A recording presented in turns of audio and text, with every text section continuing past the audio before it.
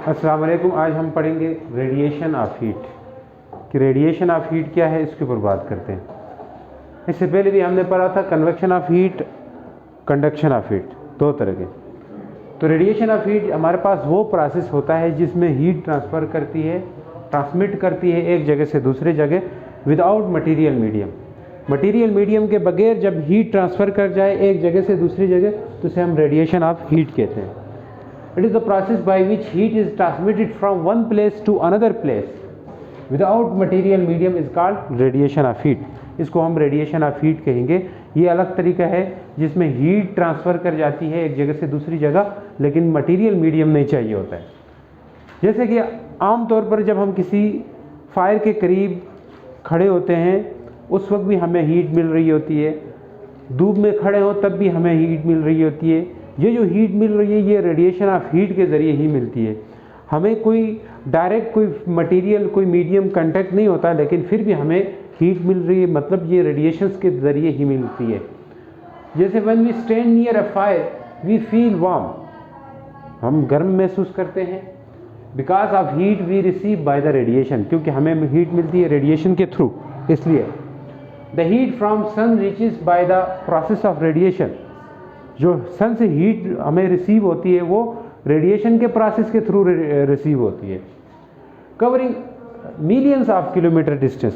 अब ये सन से जो हीट हम तक मिलती है जो million of kilometre distance cross करके हम तक पहुंच रही होती है। अब वहाँ चलो आपको तो ये समझ आती है कि एयर है हमारा एटमॉस्फेयर में तो वो एयर के थ्रू आ रही होगी, लेकिन वैक्यूम में तो कोई मीडियम नहीं है, लेकिन फिर भी लाइट रेडिएशन हम तक पहुंचती है। तो इसका मतलब है कि ये जो रेडिएशन ऑफ हीट है इसके लिए कोई किसी किस्म का मटेरियल नहीं चाहिए। Million of kilometre of the empty and space and vacuum, empty space और वैक्यूम के थ्रू हम तक रेडिएशन मिलती है। तो जाहिर सी बात है यहाँ पे हमारे पास रेडिएशंस के लिए हीट मीडियम की ज़रूरत नहीं होगी। Mechanism of radiation of heat, क्या मैकेनिज्म होगा रेडिएशन ऑफ हीट का? मैकेनिज्म ये है, the mechanism of radiation is energy. ये क्या है? Energy transfer by electromagnetic wave. Mechanism इसका ये है कि ये जो थ्रू इलेक्ट्रोमैग्नेटिक वेव आती है रेडिएशन हम तक, बेसिकली रेडिएशन और इलेक्ट्रोमैग्नेटिक वेव। इलेक्ट्रोमैग्नेटिक वेव क्या होती है? जैसे आप पानी के अंदर पत्थर गिरा देते हो तो उससे पानी की लहरें बनती हैं, ये वाटर वेव्स होती हैं, ये वाटर वेव्स होती हैं। और यही वाटर वेव्स आपके पास आगे ट्रेवल करती हुई जाती है एनर्जी की फॉर्म में। सही हो गया। लेकिन यही इसी तरह जो स्पेस में है, जब हम बात करते हैं उस वक्त भी आपके पास स्पीकर वगैरह लगा हो तो उस वक्त भी एयर के अंदर वेव बनती है, इसे हम साउंड वेव कहते हैं। ठीक हो गया, साउंड वेव कहते हैं।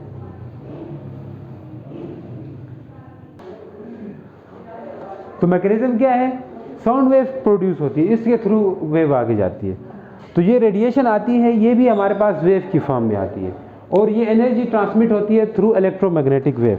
अब इलेक्ट्रोमैग्नेटिक वेव क्या होती है? जिसके अंदर हमारे पास इलेक्ट्रिक फील्ड और मैग्नेटिक फील्ड दोनों ऑसिलेट करते होते हैं, वाइब्रेट कर रहे होते हैं। यानी कि इलेक्ट्रिक फील्ड आपके पास, ये इलेक्ट्रिक फील्ड है, ये मैग्नेटिक फील्ड है, तो ये दोनों ऑसिलेट करेंगे और वेव खुद आगे ट्रेवल करेगी, एनर्जी आगे चली जाएगी। कोई भी वेव इस तरह ट्रेवल करती है, जैसे ये मैंने यहाँ फिगर बनाए, ये वेव जा रही है और ये इलेक्ट्रिक फील्ड है, ये बी जो लिखा है ये मैग्नेटिक फील्ड है। जो लाइट आती है सूरज से वो हमारे पास रेडिएशन की फॉर्म में आती है, लेकिन वो in the form of electromagnetic wave आती है। जो भी इलेक्ट्रोमैग्नेटिक वेव होती है वो परपेंडिकुलरली ऑसिलेट करती होती है।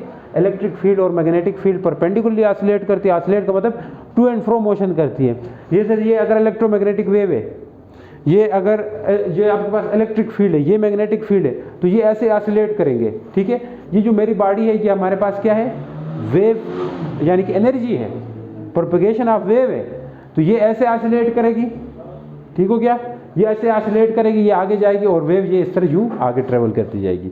तो यहाँ पे मैंने यही लिखा है, it travel through space, space में ट्रेवल करेगी as combination of electric field and magnetic field. ये बेसिकली रेडिएशन के अंदर दो तरह की फील्ड होती है, एक इलेक्ट्रिक फील्ड और मैग्नेटिक फील्ड। इन दोनों की कम्बिनेशन से ही हमारे पास इलेक्ट्रोमैग्नेटिक वेव बनती है।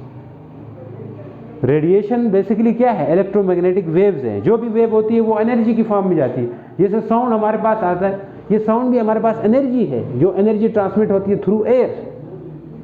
हमारे एयर जो साउंड है और दूसरा जो वाटर वेव है, इनके लिए मीडियम चाहिए। अगर एयर है तब हमारी आवाज़ आएगी, अगर एयर ना हो बीच में तो आवाज़ जितना हम चीखें चिल्लाएं आवाज़ दूसरे तक नहीं पहुंचेगी। जैसे अगर चांद पे या किसी ऐसी प्लेनेट पे आप जाते हो जहाँ पे एयर नहीं, वहाँ आप जितने भी आप बोलने की कोशिश करोगे आपके मुंह से मतलब दूसरे तक आवाज़ नहीं पहुँचेगी, क्योंकि वहाँ पे एयर नहीं है। तो एयर वो मीडियम है जिसकी साउंड वो वेव है जिसके लिए मीडियम चाहिए। इलेक्ट्रोमैग्नेटिक वेव वो वेव है जिनके लिए मीडियम नहीं चाहिए होता है। The oscillation of electric and magnetic field create propagation through vacuum. यही इनकी ऑसिलेशन की वजह से, इलेक्ट्रिक फील्ड और मैग्नेटिक फील्ड की ऑसिलेशन की वजह से जो वेव है वो थ्रू वैक्यूम और थ्रू डिफरेंट मीडियम्स मूव करके जाती है। पानी के अंदर भी लाइट चली जाती है, वहाँ पे भी रेडिएशन जा सकती है, एयर के अंदर भी मूव कर सकती है, और तीसरी चीज़ वैक्यूम के अंदर भी मूव करती है। तो ये ऐसी रेडिएशन है जिसके लिए मीडियम नहीं चाहिए होता है। तो रेडिएशन में बेसिकली हर बॉडी से रेडिएशन निकल रही होती है। हम हैं, हमसे भी रेडिएशन निकलती है और हमें भी रेडिएशन मिल रही होती है। हमसे जो रेडिएशन निकलती है ये एनर्जी थ्योरी है, हीट एनर्जी थ्योरी है। इसमें ये लिखा गया है कि तमाम बॉडीज जिनका टेम्परेचर 0 केल्विन से ज़्यादा हो, यानी कि 0 केल्विन पे कोई बॉडी का टेम्परेचर होता है तो वो कोई भी हीट रेडिएट नहीं करती है और एब्जॉर्ब नहीं करती है। नहीं कोई हीट उससे रेडिएशन बाहर जाएगी, नहीं कोई रेडिएशन वो अपने अंदर एब्जॉर्ब करेगा। अगर किसी बॉडी का टेम्परेचर अबव 0 केल्विन है, 0 केल्विन से ऊपर है, 1 केल्विन 2 केल्विन इस तरह का टेम्परेचर है, तो एमिट करेगी heat to the surrounding and gain करेगी heat from the surrounding at all time.